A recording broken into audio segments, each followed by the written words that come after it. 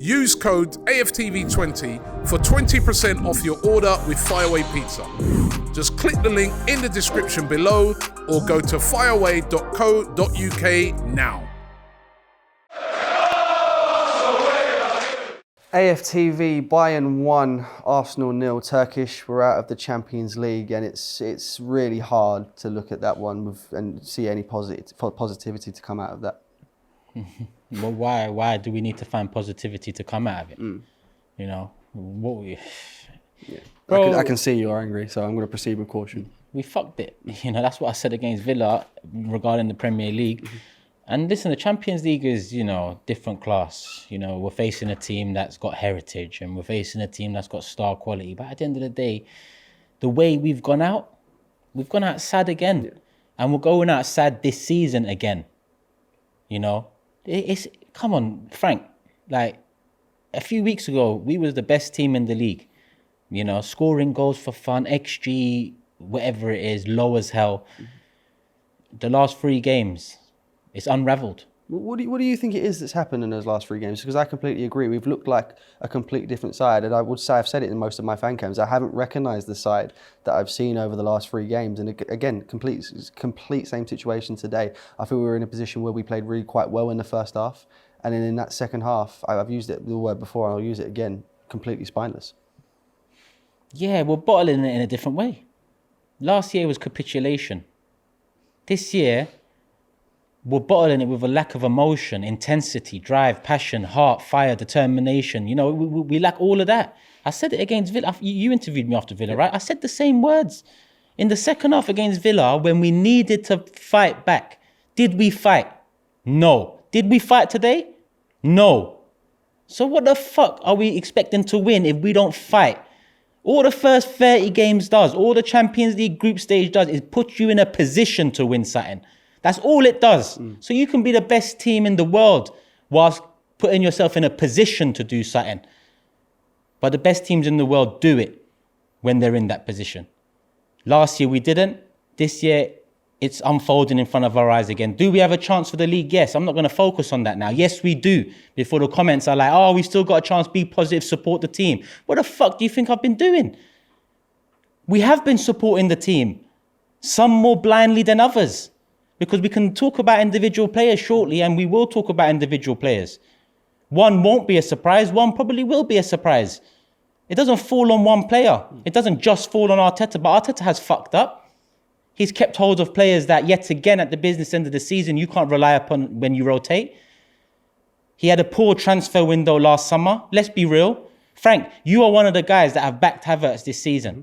Yeah, be real. Yep. That signing wasn't a good signing. Absolutely. I mean, absolutely. I can't listen. I've been fair to give praise where I think praise has been deserved, but at the same time, I believe I'm fairly balanced. He's not been up to the standards in the last few games, and obviously, I think that this game summed it up perfectly. And he probably, for me, should have been one of the players to come off.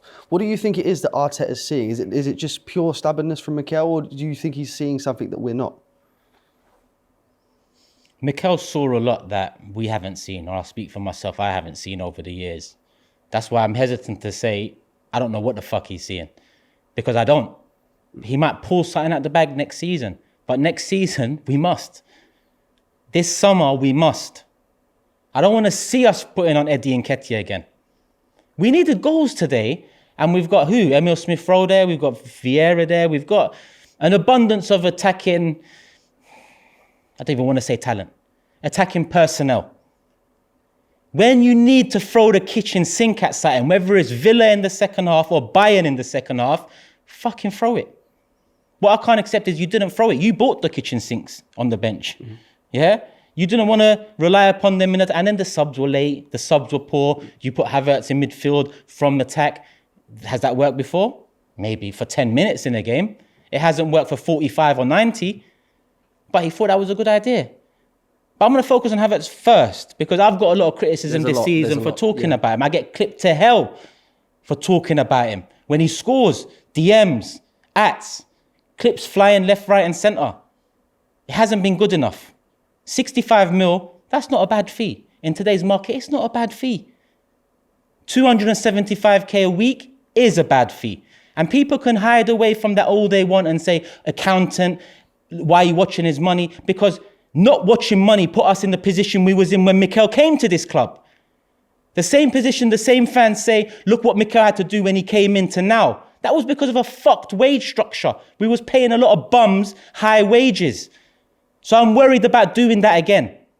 And to the people that are going to say in the comments, accountant, stop worrying about money. Don't worry about Man City then. What, is it just wages for Arsenal players that don't worry about what Man City have spent, will spend. Wait, don't worry about it all. If you're one of the people that will say, don't worry about his wages, when my context is spot on. If you're the highest paid player in a football club, the expectation is the highest. Does that sound right to you? Absolutely. In any walk of life, if you're the highest paid player in that business, the expectation is the highest. Dud. Let's talk about Saka now. Again, I've waited to the point where I said to myself, this is going to be the game. This is going to be that big game that Saka has at a big moment that we will watch over and over again for years. He didn't. Again, home, away. Man City, Aston Villa. Missing in the biggest games of the season. Now, he doesn't call himself world class. He doesn't put himself on a pedestal. He's a humble guy. But Arsenal fans rein it in a bit. We cause so much noise and we put so much pressure as well, on these players. When the reality is we need more. We don't have a superstar in attack. I love Saka and Martinelli. We don't have a superstar in attack. We need a superstar. We need someone to come into this attack. We need someone to come into this midfield. All of our strikers are impact players. Havertz, better off the bench. Yep. Jesus, better off the bench, probably not even as a striker. Eddie, better at another club. Trossard, better off the bench in multiple positions. None of them are starting worthy strikers, whether it's a false nine, an out-and-out nine, whatever these new words are on Football Manager that people give players nowadays. I don't give a fuck what it is. We don't have a striker that deserves to be starting week in, week out at this club. How have we become so dull in our attack in the last 4 games? Out of nowhere. Out of nowhere. What's happened? They need another break in Dubai? Because I just don't get how, after that City game, which was a big point, many opposition fans bantered. Look what, they were laughing at us getting a point away at the Etihad. It was a massive point. Since then, we fucked it. And we're on the cusp of leaving another season that we fought so much of, essentially a season to forget. Because people say, how can you forget this season? And I get it. Young fans enjoy. Young fans remember this because you haven't seen us win a fucking title. Yeah? You haven't seen us have fucking bosses in the starting 11. So enjoy it. I'm not talking to you. I won't remember this season if we don't win nothing. I don't remember what was last season. Last season should have been the platform for this season.